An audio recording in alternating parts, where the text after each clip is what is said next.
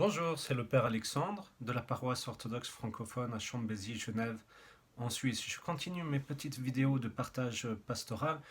N'hésitez pas à vous abonner à cette page pour recevoir une notification quand il y a une nouvelle vidéo. Ou à me transmettre des sujets dont vous voudriez que je parle avec vous ici. Aujourd'hui, l'Église fête la nouvelle année ecclésiastique. Quand on parle de nouvelle année, on parle aussi de bonne résolution. Et aujourd'hui, justement, je voulais nous inviter à avoir une bonne résolution. Celle de la prière au quotidien.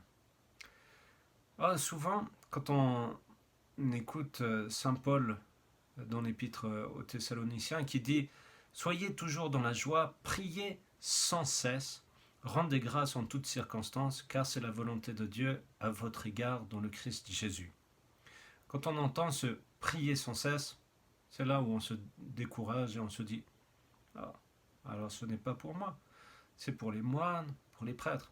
Or, Saint Grégoire Palamin avertit justement que personne ne pense que le prier sans cesse s'adresse aux prêtres ou aux moines et pas aux laïcs. Au contraire, tous les chrétiens, sans exception, devraient prier sans cesse. Ok, par où commencer? Il faut bien commencer par quelque part. C'est là peut-être le secret d'une certaine façon. Il faut commencer par quelque chose, à quelque part. Et c'est par des petits pas finalement qu'on peut avancer. Si on fait des grands pas, c'est là où on tombe, on chute et on se décourage. Alors c'est par des petits pas.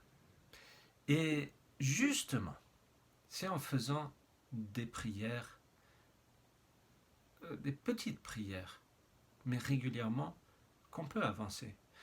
En disant des longues prières, de temps en temps, alors on n'apprend pas et on n'arrive pas à progresser. Et pour cela, je vous propose 4 clés pour commencer ce cheminement de prière. La première clé, c'est une certaine cohérence avec la prière. Je m'explique.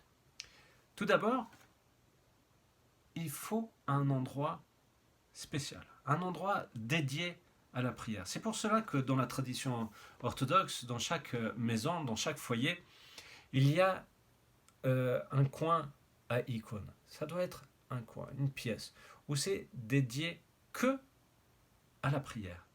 Et avec quelques icônes, et cela nous permet finalement d'éliminer des distractions. L'autre chose, c'est d'avoir des moments dédiés à la prière, des moments réguliers dédiés à la prière. Ça peut être le matin, quand vous vous levez, avant de partir au travail ou à l'école, d'avoir ce moment de prière. Ou quand vous rentrez le soir du travail ou de l'école, d'avoir ce moment de prière. Ou les deux. Mais que ce soit toujours fixe comme moment de prière. Et ensuite, d'avoir une certaine règle de prière. C'est pas juste d'avoir une liste, cocher, dire voilà, je l'ai fait et c'est tout. Non, c'est quelque chose qui va nous aider, nous soutenir dans la prière. Et justement, dans le Pèlerin russe, on peut, un livre très, très beau et où on apprend beaucoup de choses sur la prière de Jésus, et je vous invite à le lire. On trouve justement cette aide qui nous amène vers la perfection de la prière, c'est la régularité. Il nous parle de la régularité. Et justement, Saint Théophylacte nous dit que c'est mieux de prier un petit peu, mais souvent. La deuxième clé, c'est l'utilisation de notre corps. C'est vrai, ok, la prière est quelque chose de spirituel, mais notre corps agit aussi. Et justement, quand on rentre dans une église, quand on sent cette odeur de l'encens, ça nous invite à la prière, au recueillement. Et chez vous, vous pouvez le faire aussi. Vous allumez un petit charbon, vous mettez de l'encens avant de commencer vos prières et ça vous invite justement à la prière. Ensuite, on a cette habitude de la prière de Jésus. Et on utilise un chapelet, un kombuskin ou tchot qui est en russe, et on égrène avec nos doigts en disant la prière de Jésus. L'autre chose qui peut aider certaines personnes, c'est de dire les prières à haute voix. Au lieu de le dire à l'intérieur en pensée, on le dit à haute voix et ça peut nous aider dans cette relation à travers la prière avec Dieu. Ce qui est important, c'est d'avoir, comme je vous ai dit, une icône. Par exemple, l'icône du Christ qui est devant vous. Et cela fait que nous avons un face à face et que nous osons rentrer en communion avec Dieu. C'est comme si maintenant je me retournais et que je vous parlais de dos. Ça fait un peu bizarre.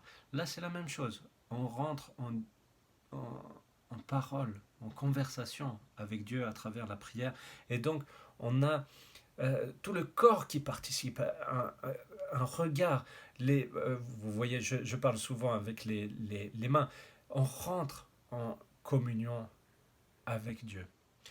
Et l'autre chose que nous avons aussi, c'est quand on fait le signe de croix, on peut faire des prosternations, on peut faire des grandes métanies. Alors on le voit souvent pendant le grand carême, mais vous pouvez l'utiliser aussi pour vos propres prières personnelles. Ce qui vous offrez quelque chose, c'est un signe de pénitence à travers la prosternation ou d'humilité à travers la métanoïa. Et finalement, vous vous ouvrez pour recevoir beaucoup de Dieu. Vous recevrez alors cette envie de pénitence, une certaine sérénité. Vous allez trouver la paix, la vraie paix, qui est le signe de la présence de Dieu, et alors une certaine joie. La troisième clé, c'est que nous avons à être présents pour Dieu. Ce n'est pas juste lire des prières et penser à qu'est-ce que je vais manger ce soir, qu'est-ce que je vais faire demain avec mes copains, mes copines et tout cela. C'est d'être présent pour Dieu, complètement présent, d'avoir cette envie d'être avec Dieu. C'est comme dans une relation. On ne va pas discuter avec quelqu'un et puis finalement regarder ailleurs et puis penser à autre chose. Non, on est présent avec la personne. Et là, c'est la même chose. Nous voulons être présents complètement avec Dieu. Et finalement, en ressentant toute cette paix, cette sérénité à travers la prière, on va se dire, je suis bien. Et cela me donnera envie de finalement, petit à petit, faire un peu plus de prière durant la journée. Et la quatrième clé, c'est de commencer à avoir une relation avec son Père spirituel, d'avoir une relation avec un Père spirituel pour, grâce à son expérience de prière, il pourra nous transmettre quelle règle de prière est la plus adaptée pour chacun d'entre nous. Et on peut avoir aussi une relation avec nos parrains et marraines. L'Église nous offre cette possibilité d'avoir des parrains et marraines à notre baptême. C'est pour nous aider justement dans ce cheminement spirituel avec la prière. Et ça peut être aussi nos grands-parents, notre grand-mère. Je parle de grand-mère parce que ma grand-mère, à moi, personnellement, m'a énormément touché dans ma foi, dans ma prière. Tous les jours, elle priait et elle avait ce moment où elle lisait les Saintes Écritures et elle lisait un passage de Ma vie en Christ de Saint Jean de Kronstadt. Je vous en parlerai aussi par la suite dans une autre vidéo de Saint Jean de Kronstadt qui l'avait marqué. Et elle a toujours eu cette relation avec Dieu. Et elle m'a donné d'une certaine façon cette soif d'être avec Dieu.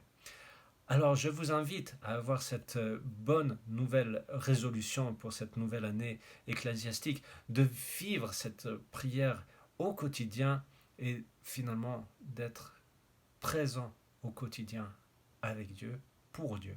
Bonne année à tous, que Dieu vous bénisse. À bientôt.